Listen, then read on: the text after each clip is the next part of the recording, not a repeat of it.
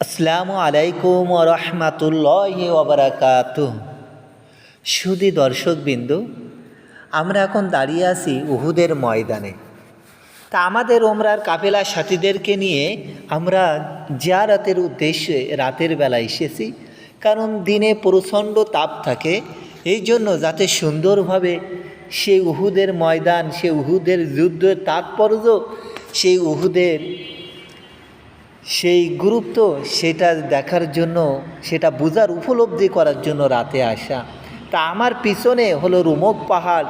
এই পাহাড়ে আমাদের ওমরার কাফেলা সাথীদেরকে নিয়ে আমরা একটু ওঠার চেষ্টা করব। তা আসলে এই উহুদের ময়দান, উহুদের যুদ্ধ মুসলমানদের জন্য, আমাদের জন্য একটি শিক্ষণীয় যুদ্ধ। আমার প্রিয়নবী সাল্লাল্লাহু আলাইহি সাল্লাম 50 জন তীরন্দাজ সাহাবাকে হজরত আবদুল্লাহ ইবনে জুবাইর রাদিয়াল্লাহু তাআলা আনহুকে নেতা হিসেবে বানিয়ে বললেন, তোমরা এই পাহাড়ে অবস্থান করো। তা আমরা এখন সেই পাহাড়ের দিকে অগ্রসর হচ্ছি। তা আবদুল্লাহ ইবনে জুবাইর রাদিয়াল্লাহু তাআলা 50 জন সহ 50 জন তীরন্দাজ সাহাবাকে নিয়ে তিনারা এই রুমক পাহাড়ের উপরে অবস্থান করছিলেন।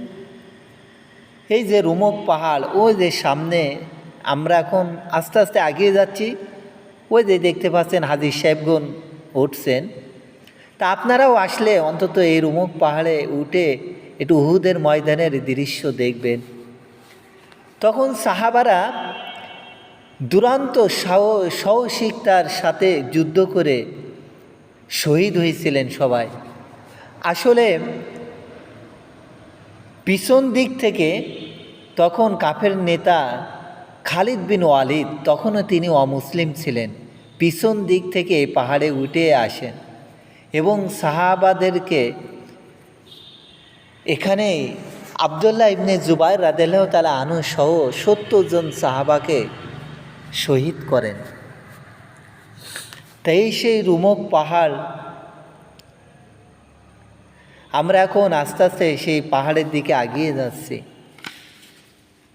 এখানে আসলে আসলে এখনও মনে হয় সে যুদ্ধের দামামার জন্য এখনও বাজছে এখানে।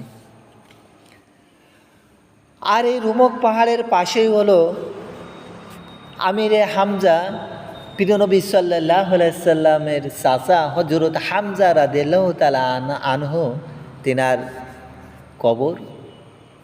হামজা রাদিয়াল্লাহু তাআলা আনহু ছিলেন, আসলে তিনি যখন আক্রমণ করতেন তখন ঠিক বাঘের ন্যায় যার উপরে তরবারি তুলতেন তাকে সাথে সাথে মৃত্যুর কোলে ঢলে পড়তে হতো। এটা দেখে কাফেররা দিশেহারা হয়ে যেত। যাই হোক, এই সে উহুদ যুদ্ধ।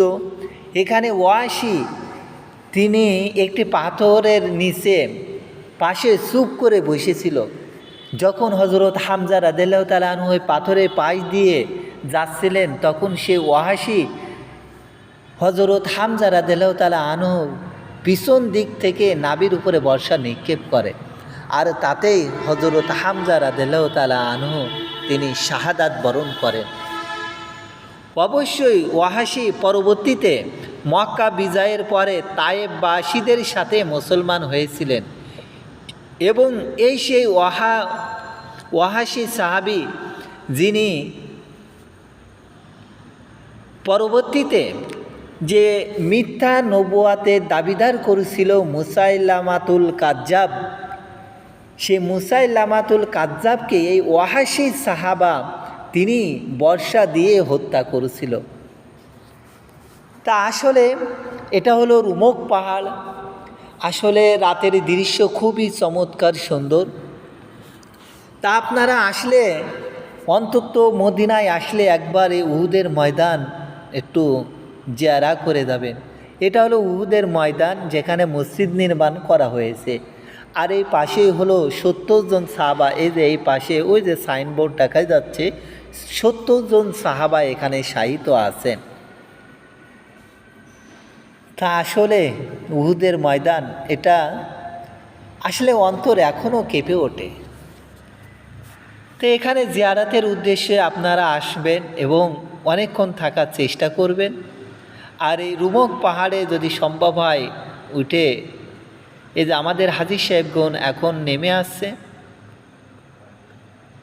আল আমিন, উহুদের ময়দান, মদিনা,